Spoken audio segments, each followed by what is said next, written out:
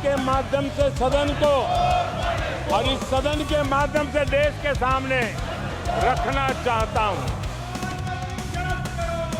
जहां जहां भाजपा और कांग्रेस का सीधा मुकाबला था या जहां कांग्रेस मेजर पार्टी थी और साथी के पास 1, 2, 3 सीटें थी, वहां कांग्रेस का स्ट्राइक रेट सिर्फ और सिर्फ 26% है, 26% है।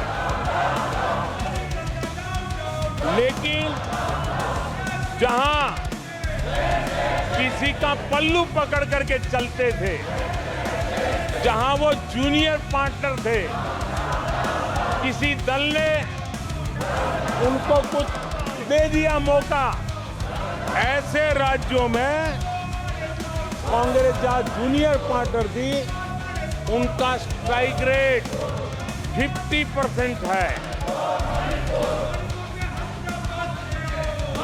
और कांग्रेस की 99 सीटों में से ज्यादातर सीटें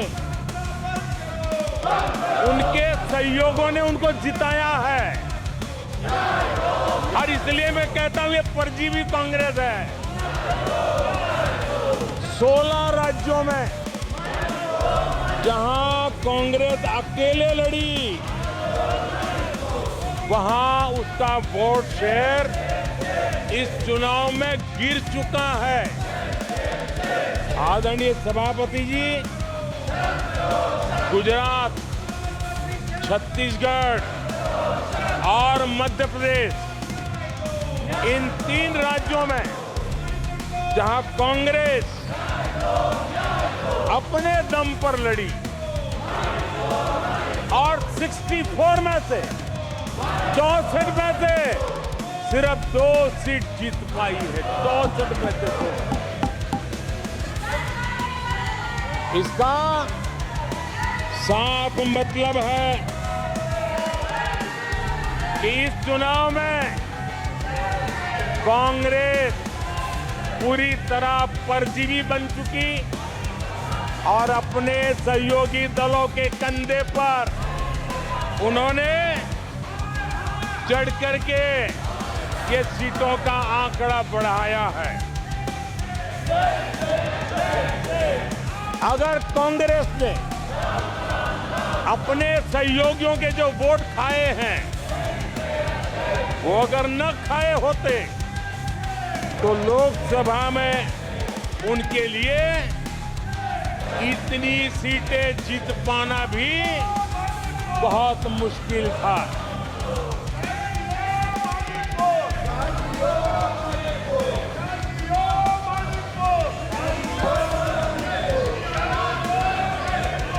आदरणीय सभापति जी,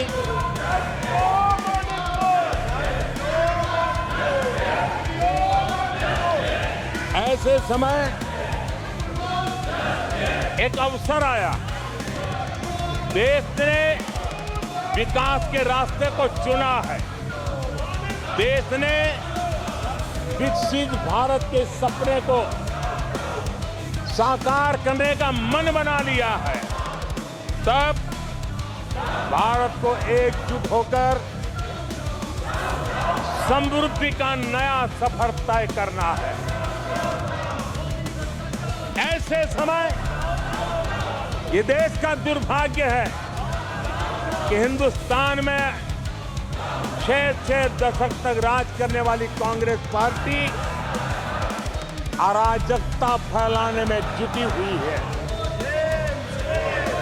ये दक्षिण में जाकर उत्तर के लोगों के खिलाफ बोलते हैं, ये उत्तर में जाकर के पश्चिम के खिलाफ जहर उगलते हैं,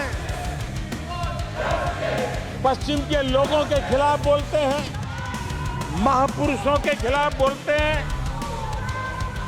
इन्होंने भाषा के आधार पर बांटने की हर कोशिश की है।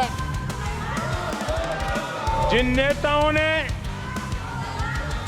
देश के हिस्से को भारत से अलग करने की वकालत की थी, उनको संसद की टिकट देने तक का दुर्भाग्य हमें देखना पड़ा, जो कांग्रेस पार्टी ने पाप किया।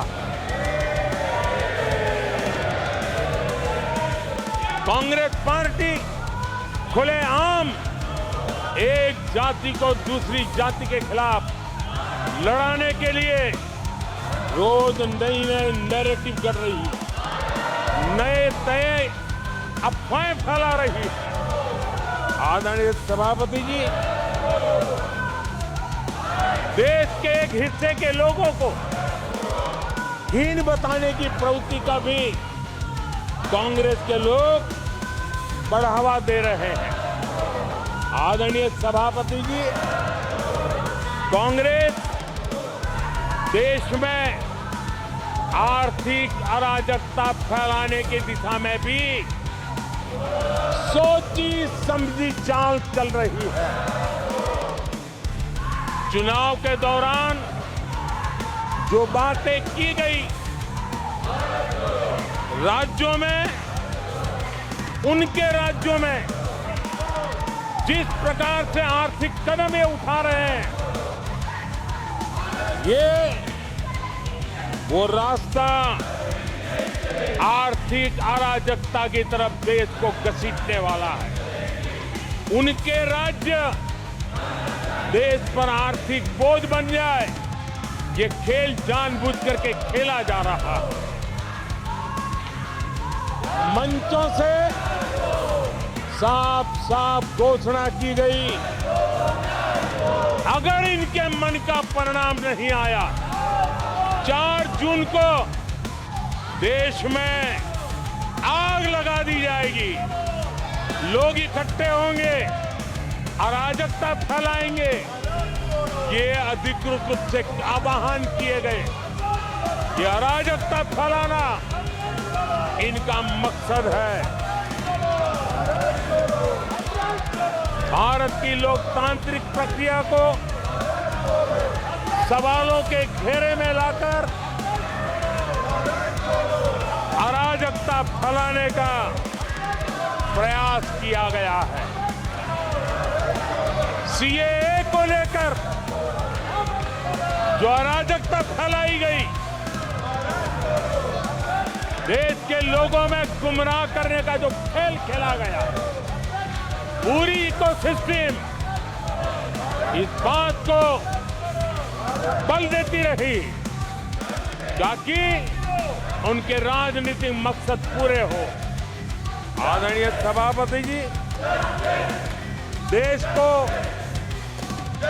दंगों में झोंकने के भी कुत्सित प्रयास पूरे देश ने देखे हैं। आदरणीय सभापति जी,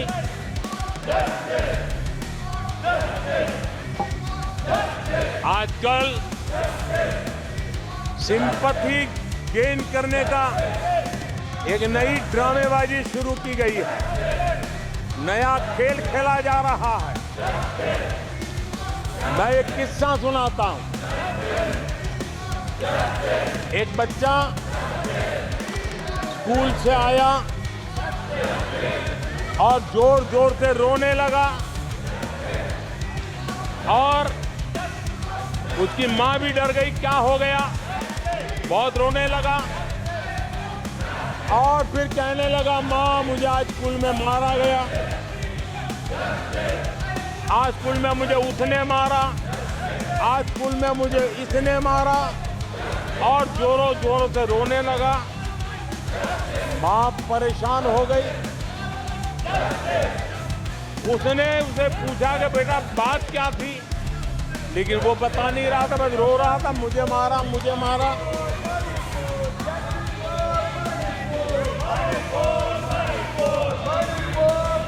बच्चा ये नहीं बता रहा था कि आज स्कूल में उस बच्चे ने किसी बच्चे को मां की गाली दी थी। उसने ये नहीं बताया किसी बच्चे की किताबें उसने फाड़ दी थी। उसने ये नहीं बताया कि उसने टीचर को चोर कहा था। उसने ये नहीं बताया कि किसी का टिफिन चुरा करके खा गया था। हमने कल सदन में यही बचकाना हरकत देखी है। कल यहां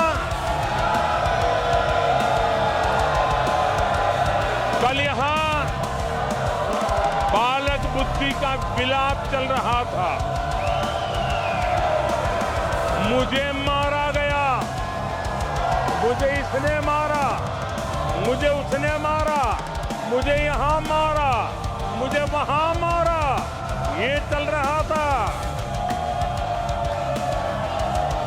आदरणीय सभापति जी,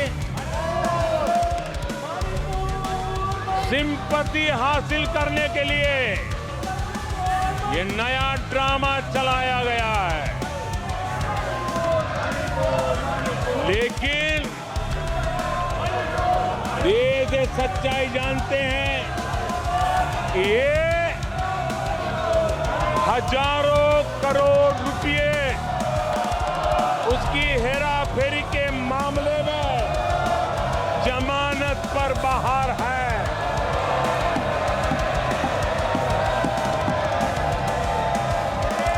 ये ओबीसी वर्ग के लोगों को चोर बताने के मामले में सजा पा चुके हैं। इनको देश की सर्वोच्च अदालत पर गैर जिम्मेदाराना बयान देने के बाद माफी मांगनी पड़ी है। इन पर महान स्वातंत्र सेनानी वीर सावरकर जैसे महान व्यक्तित्व का अपमान करने का मुकदमा है। इन पर देश की सबसे बड़ी पार्टी के अध्यक्ष को हत्यारा कहने का मुकदमा चल रहा है। इन पर अनेक नेताओं, अधिकारियों, संस्थानों पर झूठ बोलने के गंभीर आरोप हैं और वो केस चल रहे हैं। आदरणीय सभापति जी, बालक बुद्धि में ना बोलने का ठिकाना होता है और न ही बालक बुद्धि में व्यवहार का कोई ठिकाना होता है। और जब ये बालक बुद्धि पूरी तरह सवार हो जाती है तो सदन में भी किसी के गले पड़ जाते हैं। ये बालक बुद्धि अपनी सीमाएं खो देती है तो सदन के अंदर बैठ करके आंखें मारते हैं, आंखें मारते हैं। इनकी सच्चाई आदरणीय सभापति जी अब पूरा देश समझ गया है। इसलिए आज देश इनसे कह रहा है तुमसे नहीं हो पाएगा, तुमसे ना हो पाएगा।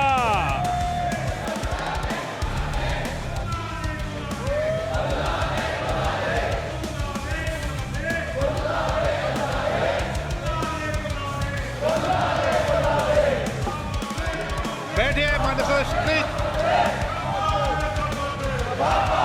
ये तरीका आदरणीय अध्यक्ष जी, तुलसीदास जी कह गए हैं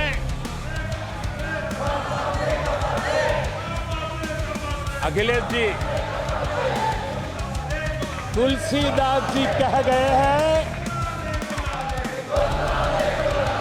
झूठई लेना, झूठई देना, झूठई भोजन, झूठई चबेना।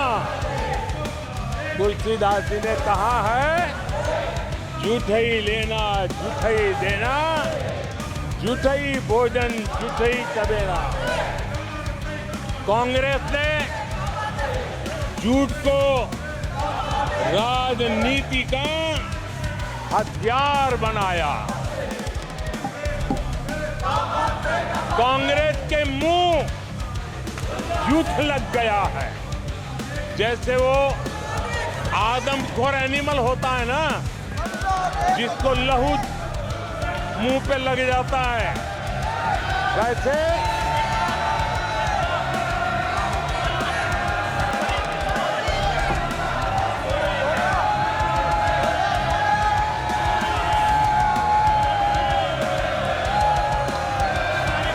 आदरणीय सभापति जी, कांग्रेस के मुंह झूठ का खून लग गया है। देश ने कल 1 जुलाई को खटाखट दिवस भी मनाया है।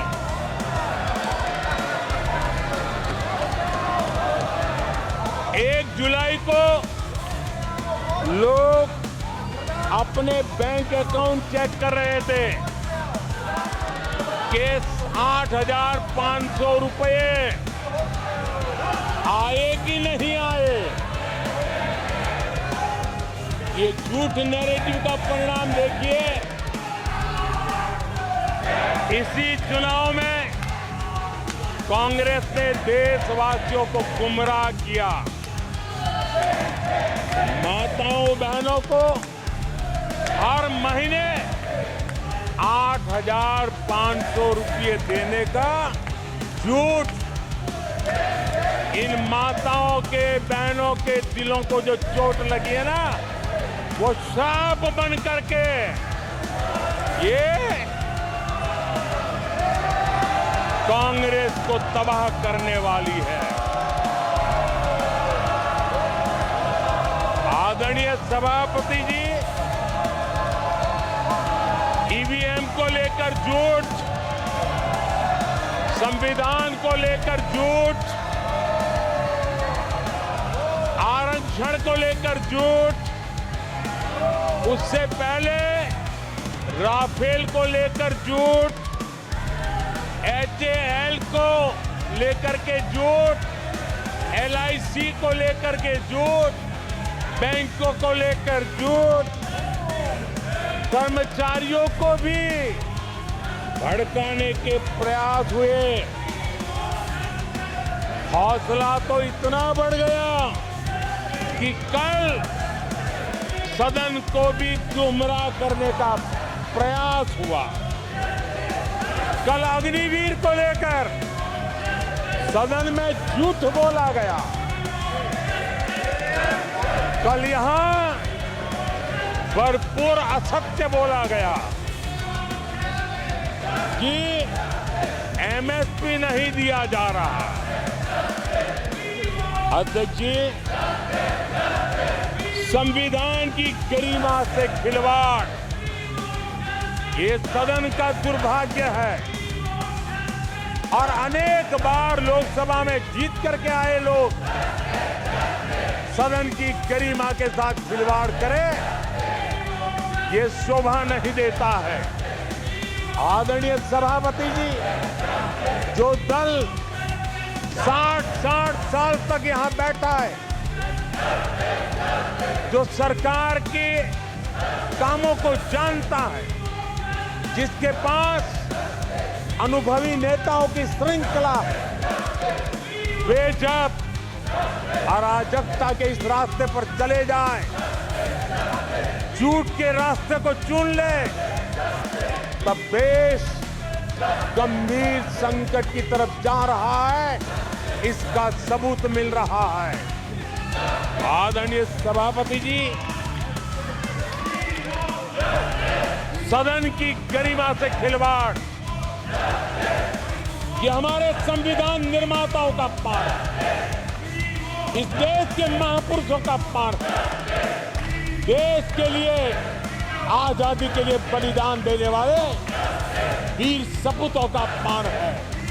और इसलिए आदरणीय सभापति जी, मैं जानता हूं आप बहुत सहृदयी हैं, आप उदार मन के मालिक हैं, आप संकट के समय भी हल्की फुल्की मीठी मुस्कान के साथ चीजों को झेल लेते हैं। लेकिन आदरणीय सभापति जी, अब जो हो रहा है, कल जो हुआ है, वो गंभीरता से लिए बिना संसदीय लोकतंत्र को हम रक्षित नहीं कर पाएंगे। आदरणीय सभापति जी, इन हरकतों को बालक बुद्धि कह करके, बालक बुद्धि मान करके हम नजरअंदाज नहीं करना चाहिए, कतई नजरअंदाज नहीं करना चाहिए। और मैं इसलिए कह रहा हूं कि इसके पीछे इरादे नेक नहीं है, इरादे गंभीर खतरे के हैं। और मैं देशवासियों को भी जगाना चाहता हूं। आदरणीय सभापति जी, इन लोगों का झूठ हमारे देश के नागरिकों की विवेक बुद्धि पर आशंका व्यक्त करता है। उनका झूठ देश के सामान्य विवेक बुद्धि पर एक तमाचा मारने की निर्लज्ज हरकत है। आदरणीय सभापति जी, ये हरकतें देश की महान परंपराओं पर तमाचा है। आदरणीय सभापति जी, इस सदन की गरिमा बचाने का बहुत बड़ी जिम्मेदारी आप पर है। सदन में शुरू हुई झूठ की परंपरा पर कठोर कार्रवाई करेंगे, ये देशवासियों की भी और इस सदन की भी अपेक्षा है। आदरणीय सभापति जी, कांग्रेस ने संविधान और आरक्षण पर भी हमेशा झूठ बोला। आज मैं 140 करोड़ देशवासियों के सामने सच्चाई रखना चाहता हूं, बड़ी नम्रता पूर्वक रखना चाहता हूं। देशवासियों ने भी इस सत्य को जानना बहुत जरूरी है। आदरणीय सभापति जी,